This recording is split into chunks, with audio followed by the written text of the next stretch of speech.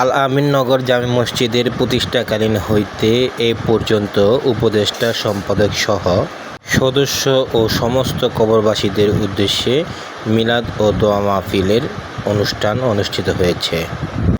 মিলাদ ও দোয়া মাহফিলে প্রধান অতিথি হিসেবে উপস্থিত ছিলেন মাজহারুল ইসলাম জোসেফ, 18 নং ওয়ার্ড বিএনপির সভাপতি শাহজালাল সর্দার ও সাধারণ সম্পাদক আল আরিফ, বিএনপি নেতা জাহাঙ্গীর আলম রতন, স্বেচ্ছাসেবক দল নেতা জাহাঙ্গীর ব্যাপারী, বিএনপি নেতা আক্তার হোসেন অপু সহ এলাকার গণ্যমান্য ব্যক্তিবর্গরা উপস্থিত ছিলেন।